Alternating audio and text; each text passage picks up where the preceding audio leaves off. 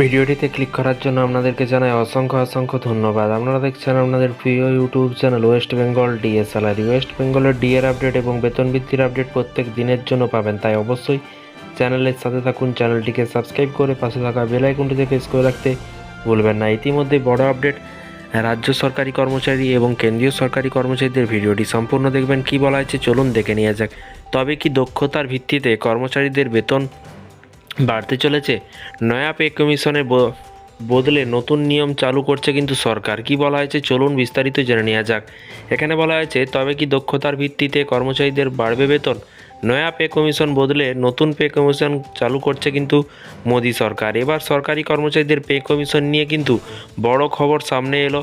তবে কি এবার অষ্টম বেতন কমিশন না বসিয়ে এইবার কিন্তু কর্মচারীদের দক্ষতা ও মুদ্রাস্ফীতির হারের নিরিখে কিন্তু বেতন বৃদ্ধির সিদ্ধান্ত নিতে চলেছে। যদিও এই ইস্যুতে সরকারিভাবে কিন্তু এখনও কোনো ঘোষণা করেনি কেন্দ্রীয় অর্থমন্ত্রক।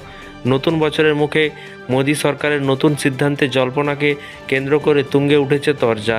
এবং আসলে গত কয়েক মাস ধরে অষ্টম বেতন কমিশনের দাবিতে সরব রয়েছেন কেন্দ্রীয় সরকারি কর্মচারীরা। এই নিয়ে কিন্তু সংসদে উচ্চ কক্ষ এবং রাজ্যসভায় প্রশ্ন মুখে কিন্তু পড়েছেন কেন্দ্রীয় অর্থ প্রতিমন্ত্রী পঙ্কজ চৌধুরী। জবাবে তিনি বলেন, এখনও বেতন কমিশন তৈরির কোনো পরিকল্পনা করছে না সরকার। এর পরেই কিন্তু কর্মচারীদের দক্ষতা ও মুদ্রাস্ফীতির সূচকের উপর নির্ভর করে বেতন বৃদ্ধির জল্পনা শুরু হয়। জানা যাচ্ছে এই ইস্যুতে প্রকাশ্যে না হলেও কিন্তু আড়ালে মুখ খুলেছেন কেন্দ্রীয় সরকারের উচ্চ পদস্থ আধিকারিকরা। কিভাবে বেতন কমিশনকে তুলে দিয়ে কর্মচারীদের স্বাস্থ্য রক্ষা করা যায় সেদিকে কিন্তু নজর দেওয়া হচ্ছে বলে কিন্তু জানিয়েছে তারা।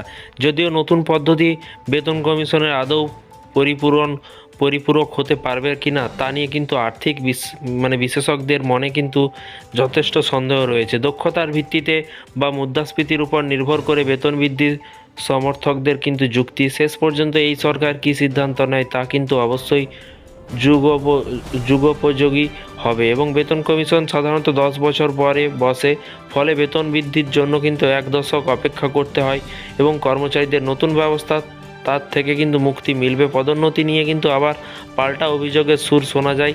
সরকারি কর্মচারীদের গলায় নতুন ব্যবস্থা চালু করা গেলে কিন্তু এই দুই সমস্যা পুরোপুরি মিটে যাবে বলে কিন্তু মনে করা হচ্ছে।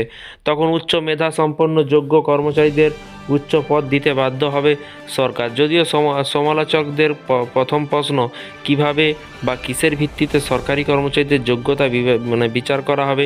উচ্চপদস্থ আধিকারিকদের সিংহভাগই কিন্তু কেন্দ্রের নীতি ও নির্ধারণের সঙ্গে কিন্তু জড়িয়ে থাকে। ফলে বেসরকারি কর্মচারীদের মতো তাদের রেটিং দেওয়া একই রকম কিন্তু অসম্ভব।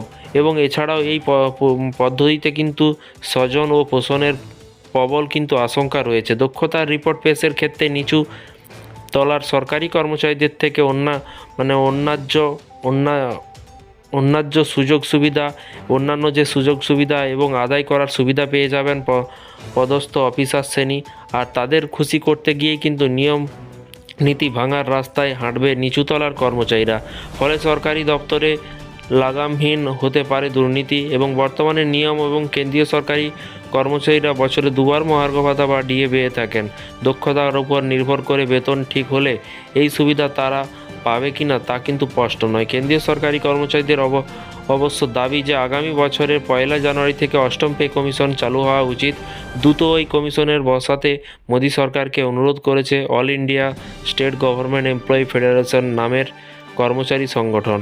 এবং বেতন কমিশন নাকি দক্ষতা মুদ্রাস্ফীতির উপর ভিত্তি করে বেতন বৃদ্ধি শেষ পর্যন্ত কোন সিদ্ধান্ত নেয় কেন্দ্র, সেটাই কিন্তু এখন দেখার পালা। শুধু অপেক্ষা করে থাকুন পরবর্তী নতুন আপডেট পাওয়ার জন্য। ভালো থাকবেন, সুস্থ থাকবেন এবং নিজের খেয়াল রাখবেন। Thank you.